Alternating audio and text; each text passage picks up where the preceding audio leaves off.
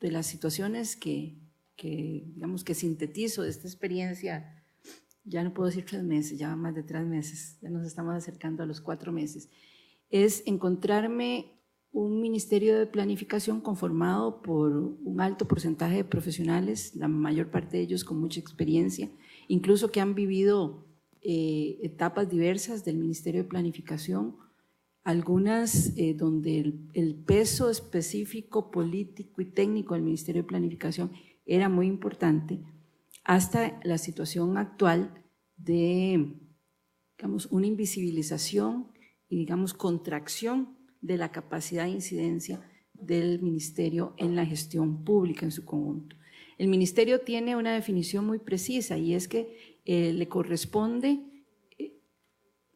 colaborar particularmente con la Presidencia de la República en la eficiencia y efectividad de todo el aparato público a partir de un Plan Nacional de Desarrollo que lo articule.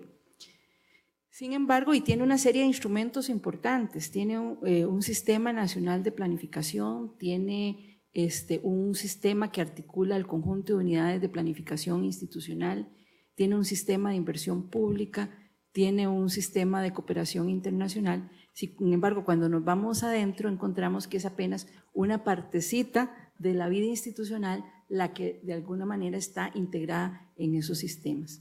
Desde la situación presupuestal, que el presupuesto que se presentó por parte de Hacienda el pasado lunes, en realidad lo que abarca es el 40% de los recursos públicos, o sea, del gobierno central. Las descentralizadas no están incorporadas ahí y son el 60% del recurso público que se moviliza.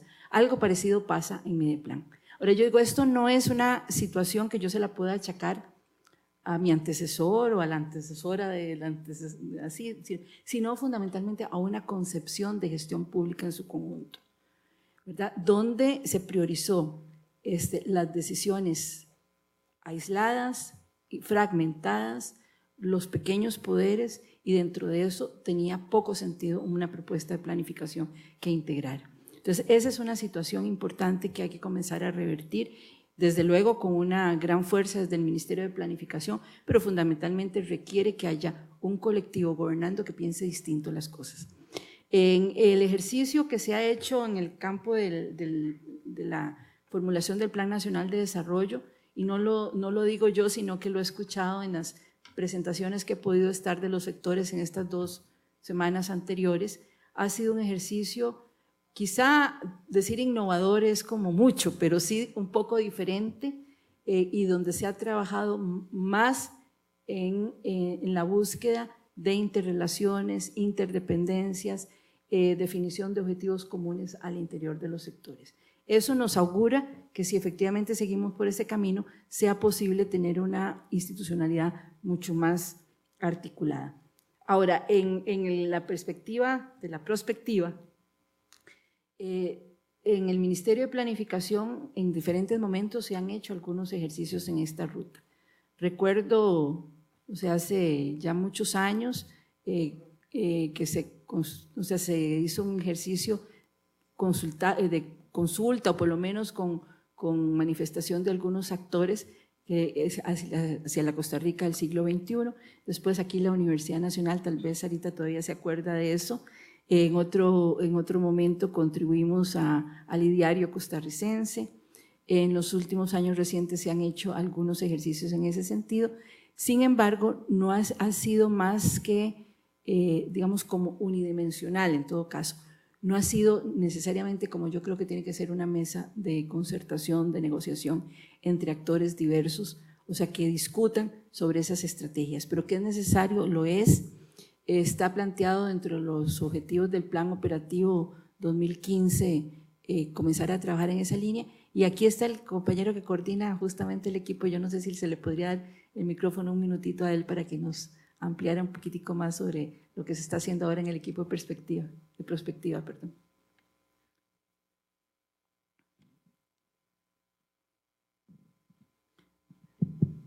Buenas. Sí, Carlos, por favor. Muy buenos días, mi nombre es Carlos, como lo acaba de mencionar la ministra, yo estoy en la coordinación de la unidad de análisis prospectivo y parte de la respuesta que usted está solicitando, ella lo ha retomado. La ministra ha hablado de que hay momentos en que no hay tanto comunicación del capital político con el capital técnico a la hora que uno realiza diferentes insumos para la toma de decisiones, tanto públicas como privadas. Entonces, y que en ciertas ocasiones del quehacer institucional, ciertos departamentos o ciertas acciones se invisibilizan. Lastimosamente, Prospectiva ha sido una de esas unidades que ha sufrido esos picos tanto para arriba y tanto para abajo, pero que con esta nueva administración nosotros abocamos a un consenso de darle prioridad y ojalá una prioridad sostenida de desarrollo que lleve a esa visión de país que todos queremos, sea al 2030, al 2040 o al 2050, como ya lo han pensado y lo seguirán pensando potencias del mundo a través del tiempo. Para no robarle más espacio a las preguntas que van dirigidas a doña Olga, si gusta, yo le puedo dar mis datos para que usted manifieste cualquier otro tipo de pregunta o cualquier otra persona acá del público y la hacen dirigir hacia mi persona o hacia los demás compañeros. Sí, tal vez pedirle a alguna compañera que le tome los datos a Carlos y después se los hagan circular entre ustedes. Iba a decir nada más antes de pasar a la próxima persona, que justamente aprovechando la venida aquí a Costa Rica de don Jorge Matar, el lunes estuvimos hablando de la posibilidad de un acompañamiento del ILPES en justamente el trabajo de Prospectiva. De hecho, varios del equipo de trabajo, que es muy chiquito efectivamente en el ámbito de Prospectiva, han tenido la oportunidad ya de estar en relación con el ILPES en esta línea, y fue una de las peticiones que formalmente le hicimos a Jorge Matar, de profundizar el trabajo en esta ruta. Muchas gracias. La compañera Empiezo. Laura va a hablar.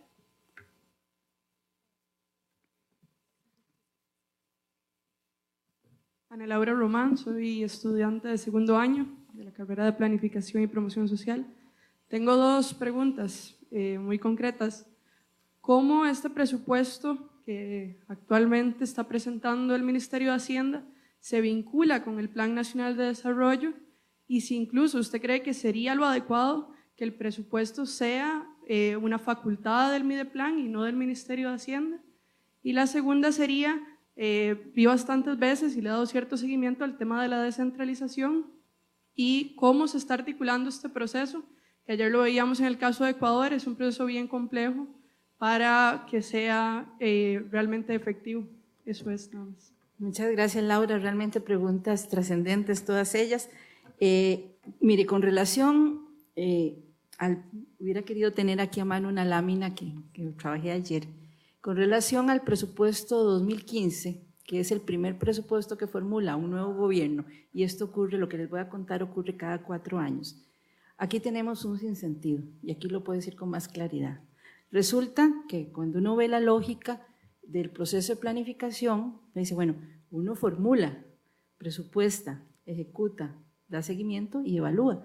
Pues resulta que el primer año de cualquier gobierno, no solamente esto, se hace el presupuesto antes que el plan.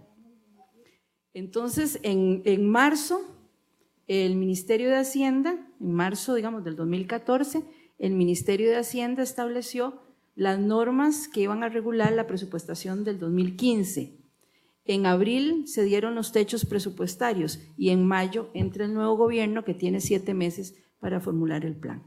Entonces eso nos mete en un zapato, para no decir otra cosa, ¿verdad? Y es que el ejercicio, digamos, de lo programado o lo formulado para el primer año del Plan Nacional de Desarrollo, resulta que lo tuvimos que presupuestar a la semana y media de haber entrado a ejercer la gestión. Entonces, yo pienso que por suerte teníamos muy claros por lo menos esos 3 grandes pilares, ¿verdad? Y entonces fue un ejercicio limitado, sin duda, para poder que en ese poco mes y una semana introducir algunos lineamientos de programas y proyectos que ya estuvieran enrumbados. Sin embargo, no permite esta condición esta situación, realmente que sea un ejercicio adecuado de concordancia entre lo que se proyecta y lo que se presupuesta. Eso va a requerir que, por ejemplo, a principios de enero tenga que haber sin duda una primera, digamos, reforma o readecuación del presupuesto para engancharlo más adecuadamente. Eso es bien complicado porque tiene que ver con normas, también tiene que ver con cuestiones del régimen político.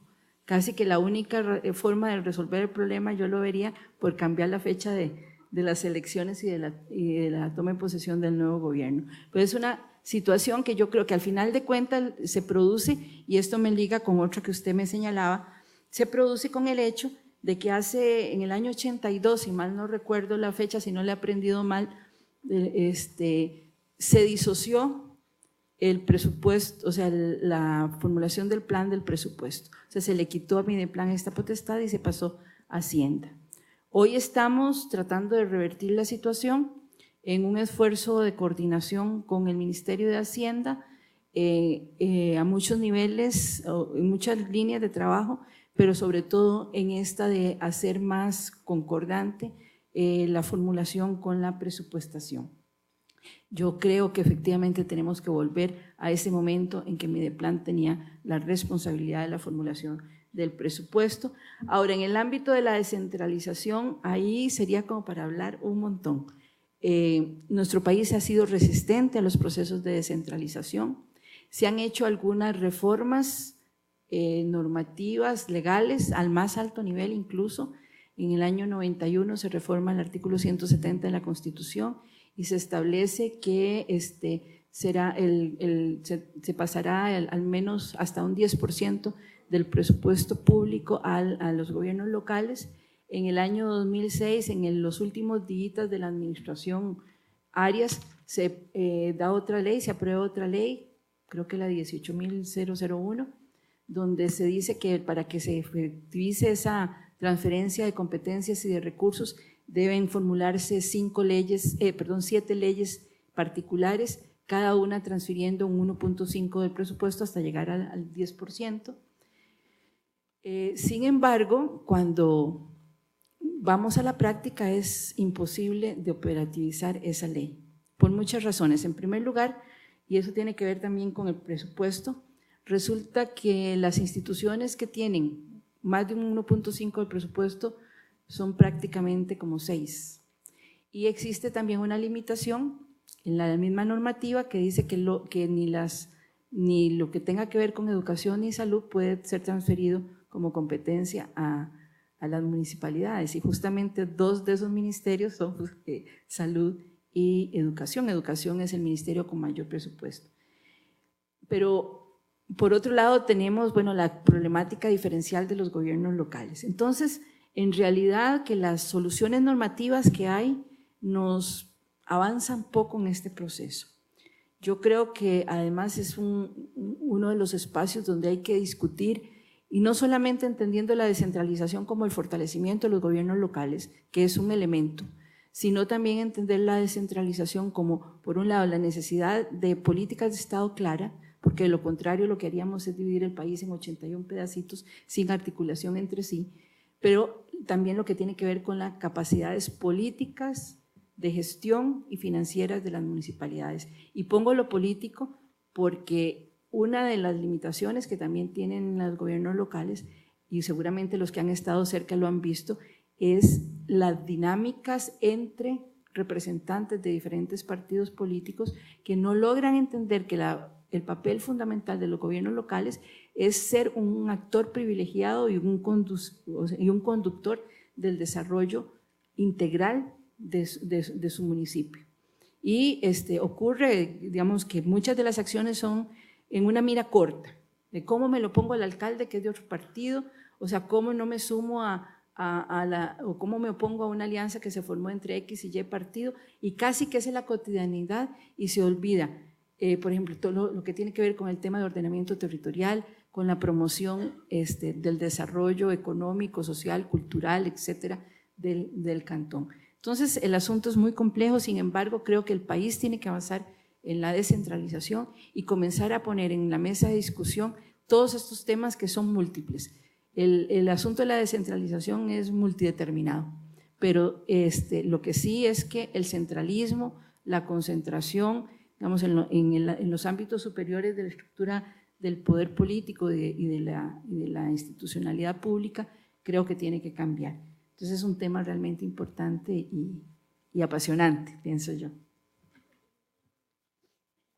Muchas gracias. Para mantener el orden de la palabra, vamos a darle a aquel muchacho de allá la opción de hablar, después el compañero Abel, seguidamente Estefanía.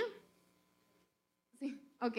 Las dos señoras de acá, el caballero de gris que se encuentra allá en la esquina, a Luis Fernando, después al profesor Giovanni, a Fernando Carrión y a María José.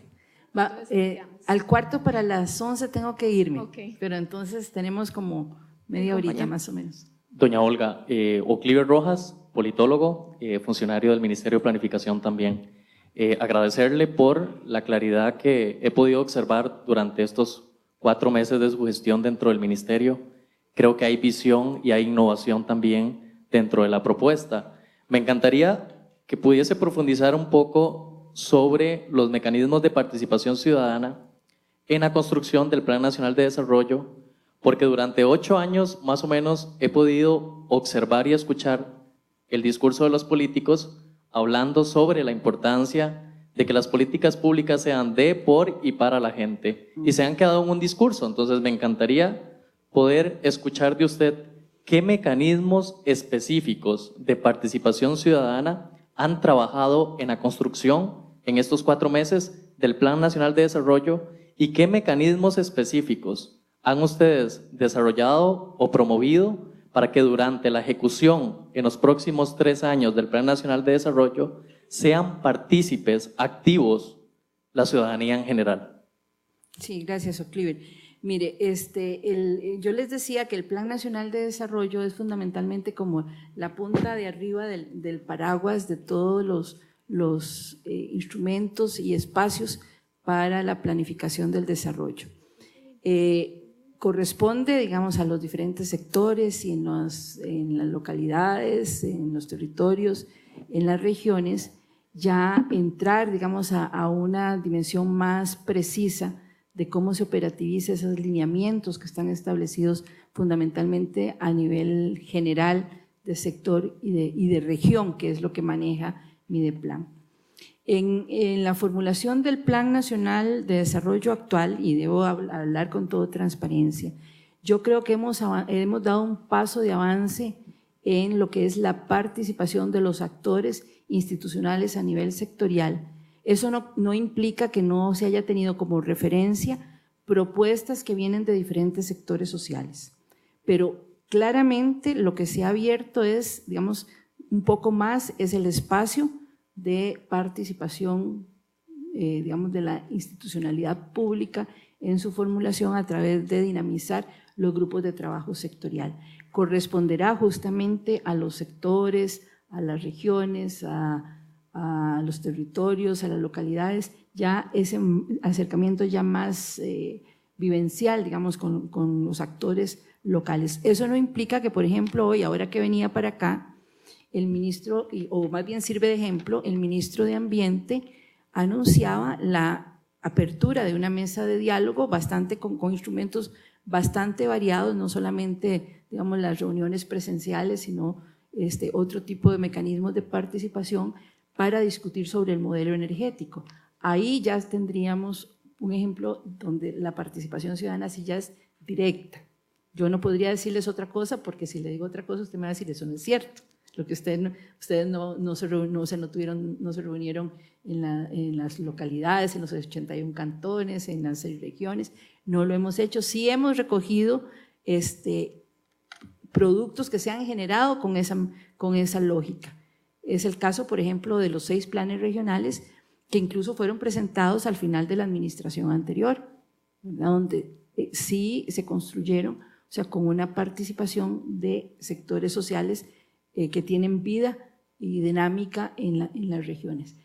Creo que cada vez tendremos que ir mejorando, digamos, este mecanismo, pero sí podría constatar, o sea, creo que lo hemos constatado, en las reuniones que hemos tenido en estos días, que lo que hoy estamos recibiendo como insumos para la formalización del Plan Nacional de Desarrollo por parte de Mideplan, porque esa es una cosa importante. Mideplan, aunque en algún texto encontremos que Mideplan es el responsable de hacer el Plan Nacional de Desarrollo, en realidad Mideplan es responsable de articular el Plan Nacional de Desarrollo, ¿verdad? Se construye con la participación, en este caso fundamentalmente de los sectores y las regiones.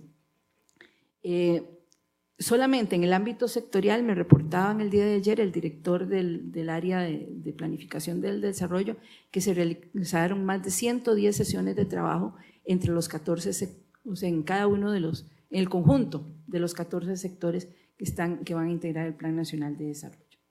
Gracias. Muchas gracias. Solicitamos brevedad a la hora de hacerle las preguntas a la ministra. El compañero Abel va a hablar y después la señora acá presente. Buenos días, mi nombre es Abel. Bueno, un gusto tenerlo en la universidad, perdón.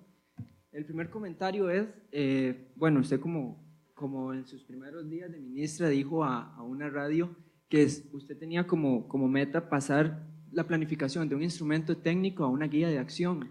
Y me parece, digamos, muy atinado porque el país o las instituciones se han llenado de incapacidad en la ejecución.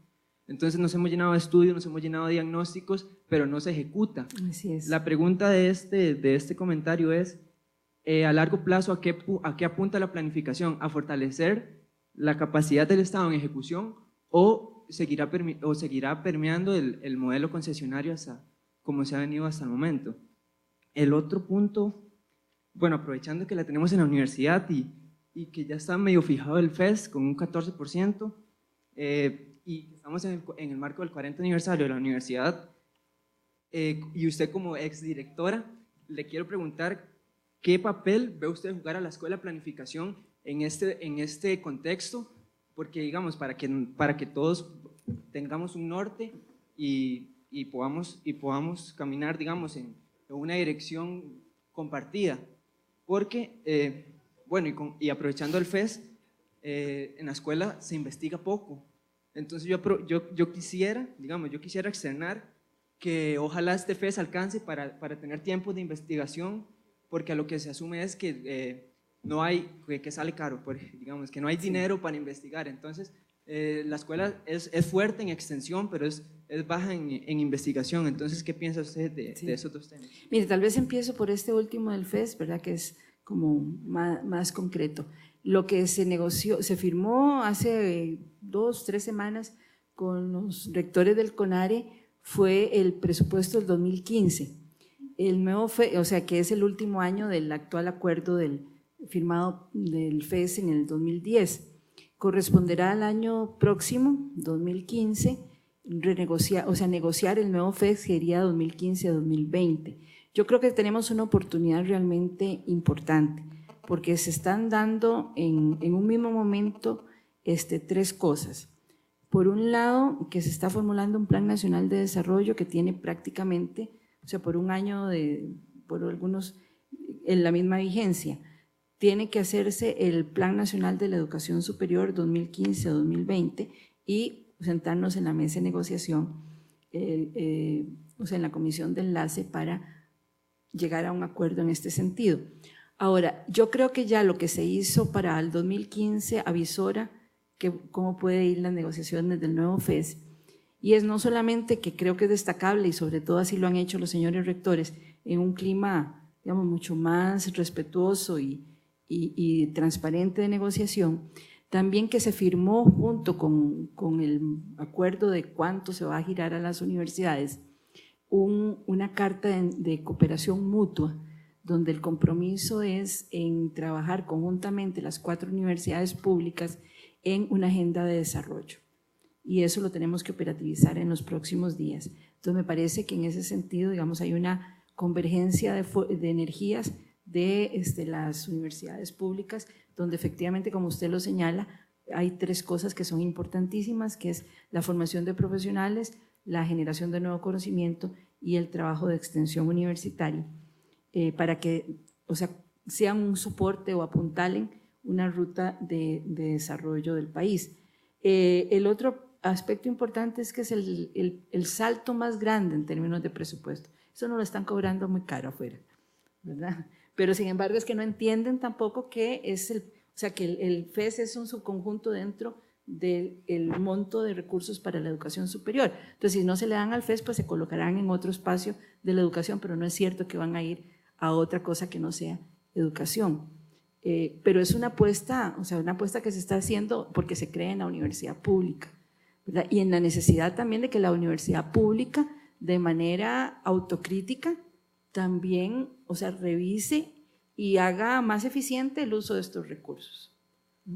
Que yo creo que también es posible en ese sentido, que las universidades calibren adecuadamente cómo utilizar esta condición favorable que se está dando este año y que pronto tendrá un punto, y quisiera, ya que aquí hay autoridades universitarias, también señalarlo, en el momento en que se alcance el 8% del presupuesto, del Producto Interno Bruto para la educación, también hay un techo para el crecimiento del presupuesto universitario.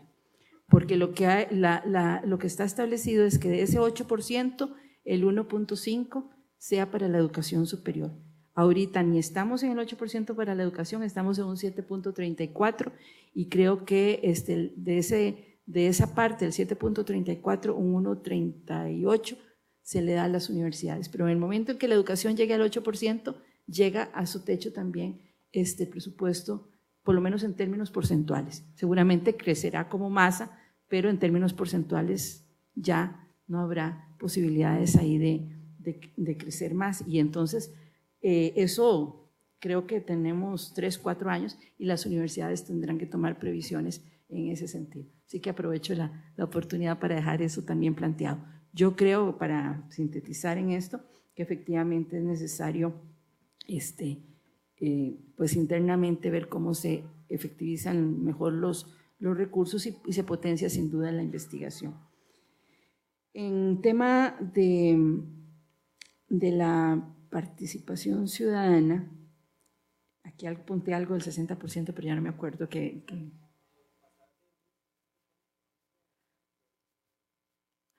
ya me acordé. Sí, porque apunté el 60%. Sí, efectivamente, las instituciones públicas tienen una dificultad para la ejecución y para la evaluación. Podríamos decir que hay relativa capacidad de formulación, aunque no necesariamente sea, cumpla satisfacción, pero en ejecución y en la evaluación estamos muy retrasados. Solamente ayer me presentaban el informe de cumplimiento de metas del primer semestre del 2014 con relación al Plan Nacional de Desarrollo, y es una autoevaluación, no es una evaluación, digamos, que alguien le hace a las instituciones. Y en un ámbito en un contexto de autoevaluación que siempre se suele ser, sobre todo cuando no hay una práctica evaluativa, un poco permisivo, el promedio de cumplimiento de metas era de un 60%. Y habían metas que no se habían hecho nada durante el año. Entonces yo creo que efectivamente hay que mejorar la capacidad de ejecución precisamente para poder pasar a tener una incidencia mucho mayor. Y le agrego también lo de la ejecución, ¿verdad? Bueno, voy a dejarlo por ahí. Sí. Hola, sí, ¿cómo doña estás? Olga Marta. ¿Cómo le va? Muy contenta de tenerla como jerarca del Mideplan. Muchas gracias. Mi pregunta es en el marco de los planes de desarrollo humano cantonal. Tengo la gran oportunidad de estar trabajando con la Municipalidad de Jiménez como consultora independiente en este tema. Y una de las cosas que usted está recalcando es sobre esa centralización que ha habido históricamente y la presencia de un conjunto de fuerzas. Dentro de la metodología con enfoque de desarrollo humano se plantea la participación ciudadana como una dimensión política también. Entonces vemos que hay como una maraña importante, ¿verdad?, en este juego político a nivel local.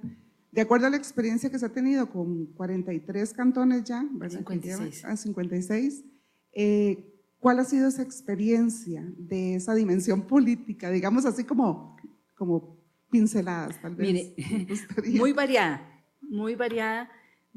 Son 56 cantones los que ya tienen 2 instrumentos. Uno es el Plan Cantonal de Desarrollo Humano Local, que es una mirada a 10 años plazo y que se formula particularmente con participación ciudadana. Ahí está don Marvin, que nos ha ayudado mucho en ese sentido, en este trabajo. Y un plan estratégico municipal, que es la herramienta institucional que incluso se presenta ante la Contraloría General de la República para guiar la acción del gobierno local durante un quinquenio. Y las experiencias han sido variadísimas. Desde, yo no puedo decirle porcentajes, pero sí tengo, digamos, recuerdo casos desde que una vez concluido el proceso se archivó y nunca más se volvió a sacar, desde otros que pudieron tener algún nivel de incidencia en las instancias políticas municipales, digamos en los consejos municipales, y un gran apoyo en la ciudadanía, y que, digamos, después entraron rápidamente en un periodo de declive, hasta otras en que efectivamente han sido instrumentos que se han puesto debajo del brazo para trabajar cotidianamente. Creo que sin temor a equivocarme podría decir que en esa línea se encuentra el cantón de Mora, el cantón de Alajuelita, el cantón de Upala, el cantón de Curriabat, posiblemente dejo algunos otros por fuera, pero esos los tengo presentes más como instituciones que aprovecharon la oportunidad, ¿verdad? Bueno, Acerrí, que aprovecharon la oportunidad y que han continuado, incluso, y es el caso de Alajuelita y de Acerrí, que los conozco un poquito más, han continuado activando y dinamizando espacios de participación ciudadana con incidencia en agenda municipal.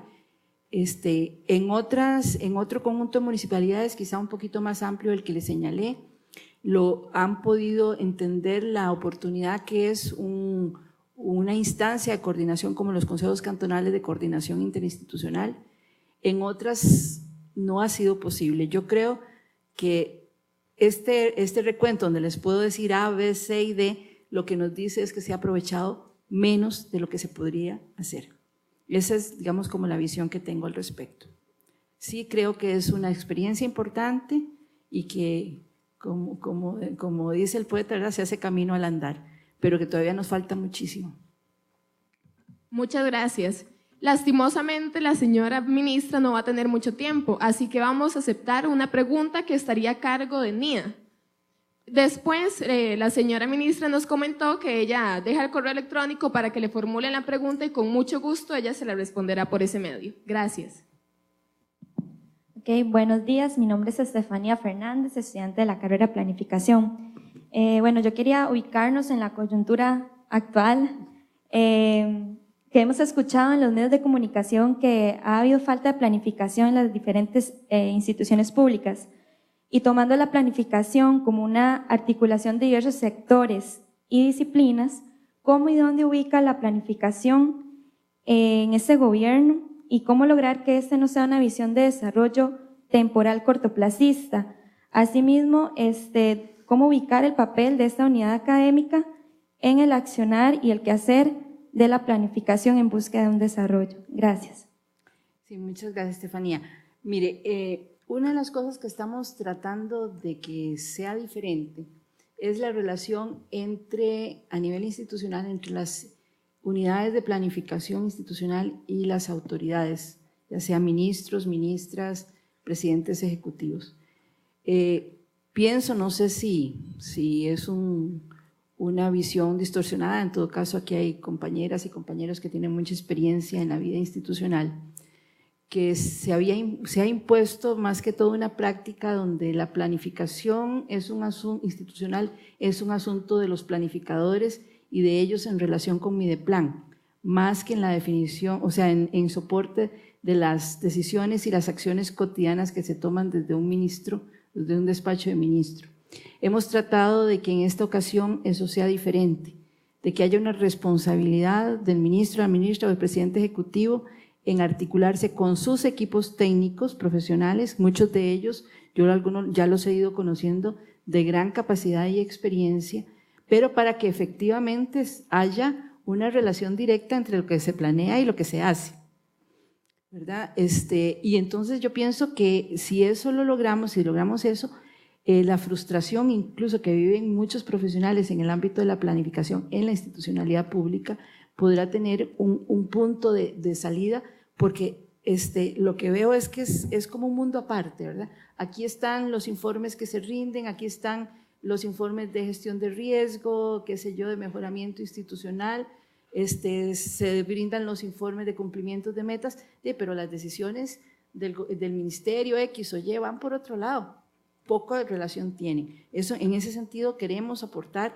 y efectivamente avanzar en lo que es el fortalecimiento de un sistema nacional de planificación. Ahora, el papel que tiene la escuela a mí me parece vital. Lógicamente estuve muchos años aquí en la escuela y conocí a muchas generaciones y ahora me los encuentro, o sea, realmente poniendo un sello, una impronta particular en sus trabajos institucionales, o sea, y destacados. Fíjense que en un día que tuve la oportunidad de sacar en la agenda para sentarme a trabajar con los sectores, resulta que en una mañana de cuatro secretarios sectoriales de planificación, o sea, de las secretarías técnicas de 4 sectores, 3 habían sido, en ese momento alumnas, que me imagino que también habrá alumnos, habían sido alumnas de la escuela. Entonces, lógicamente yo digo, bueno, hemos hecho bien la tarea, porque además están en puestos, o sea, que los ubican en la cabeza de un sector y además lo están haciendo con mucha solvencia profesional, o sea, conduciendo grupos de trabajo complejos.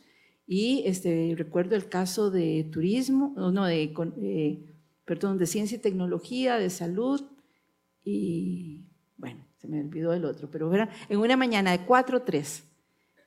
Igual ocurre en muchos espacios de trabajo interinstitucional que uno se encuentra ocupando, o sea, puestos de incidencia en el ámbito de la planificación a profesionales egresados. Siempre habrán condiciones y posibilidades de mejorar, pero creo que sigue siendo un profesional y con una línea curricular conveniente, adecuada, lo que se está gestando.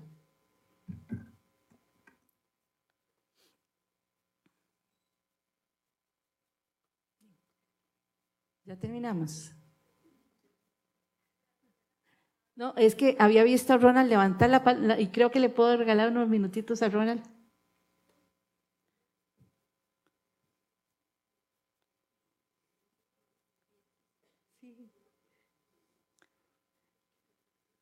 Sí, es que a las 11:30 tengo que recibir a un señor inglés, entonces ellos son así, ¿verdad? Entonces tengo que llegar a tiempo.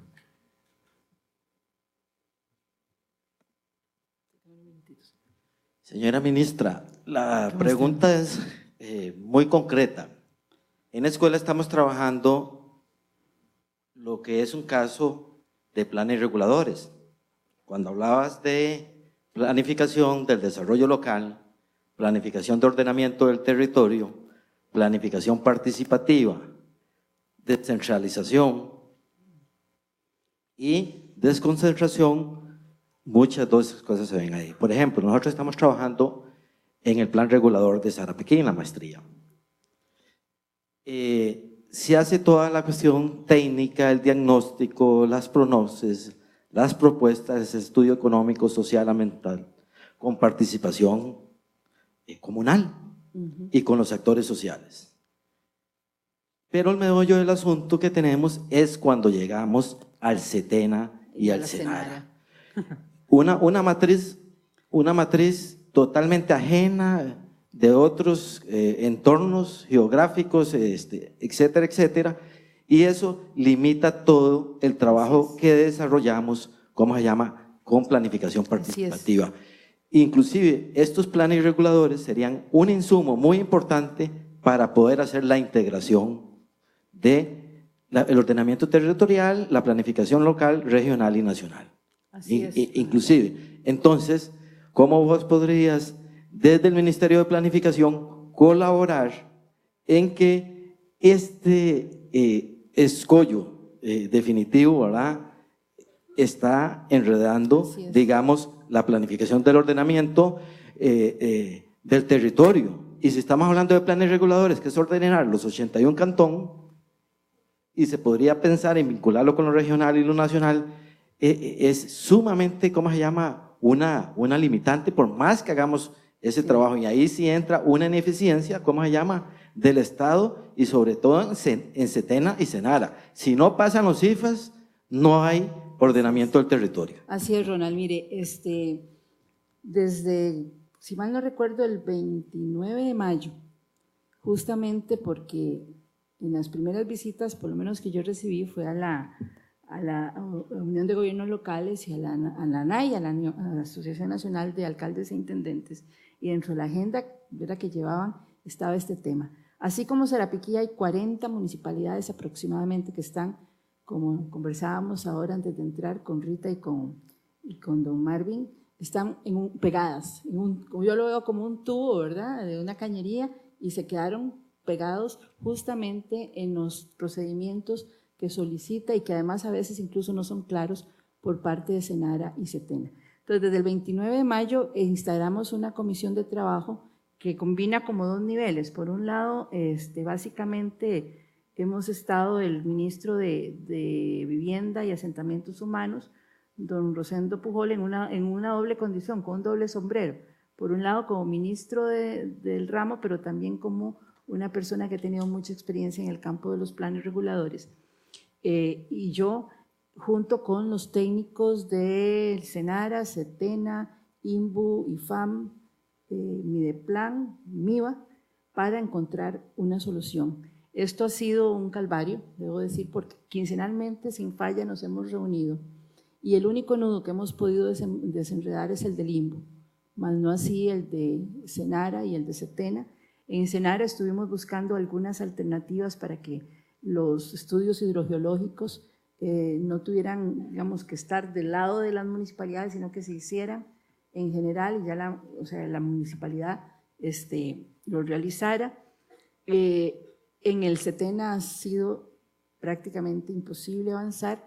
Entonces, la semana pasada tomamos otra decisión, y es, bueno, reunirnos el ministro de Agricultura, el de Energía, el de Ambiente, Energía, el de Vivienda y yo, para que nos preparen una propuesta y que salga más bien como una directriz ministerial, y en eso estamos. Yo espero que ese sea, digamos, un camino que nos viabilice el tema, pero sí hemos estado trabajando en eso porque ha sido uno de los asuntos que nos hemos encontrado insolubles, ¿verdad? Cosa que diagnosticado sí estaba, hiperdiagnosticado incluso por el IFAM, tiene mucha claridad de a dónde está pegado cada cual, desde hace cuánto tiempo, cuánto es el tiempo que se lleva. A veces hay planes reguladores que están llevando como 10 años ya, o sea que si se aprueban ya no refleja en nada la realidad del cantón, pero sí estamos trabajando sobre ese tema. Nos parece que es uno de los asuntos que es una bomba de tiempo. Bien, muchísimas gracias. Y entonces me despido tal vez.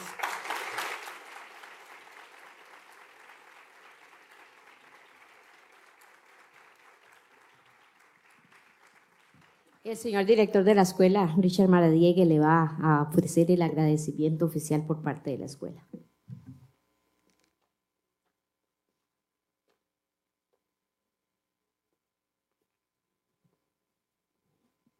Hubiéramos querido que la señora ministra nos acompañara por más tiempo, para así poder evacuar la mayoría o casi todas las preguntas. Sabemos las limitaciones en su agenda, por lo cual, en nombre de la Escuela de Planificación y Promoción Social, quisiera expresarle nuestro más sentido agradecimiento por su disponibilidad para venir y acompañarnos en una actividad tan importante como es la celebración del 40 aniversario.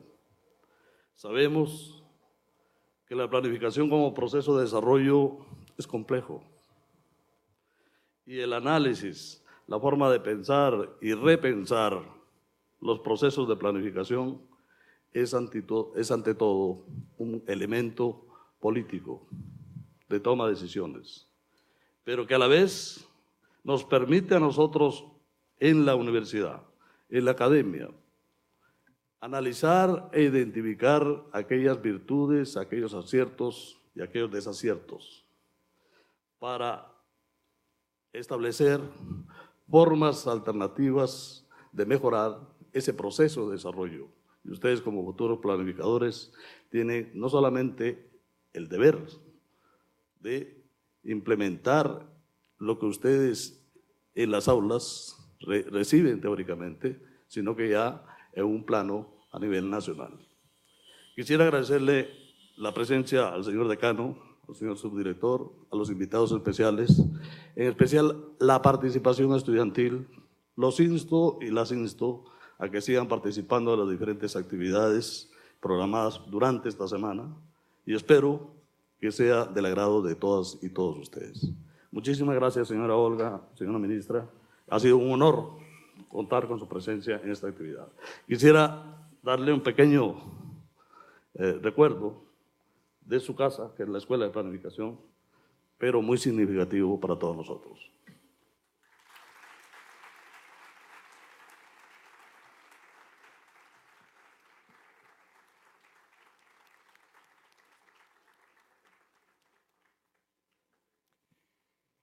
Muchísimas gracias a todas y a todos. Les recuerdo que todavía el día de hoy hay dos actividades, una a las 2 de la tarde, que es el foro de egresados con estudiantes de los 70s, 80s, 90s, 2000 y 2010 en la sala de conferencias de la Facultad de Ciencias Sociales, y hoy a las 5 de la tarde en este auditorio se presentará el video de la Escuela de Planificación y Promoción Social. Es importante que anoten que es a las 5 de la tarde y en este auditorio porque aparentemente hay un problemita de hora en la agenda que ustedes tienen.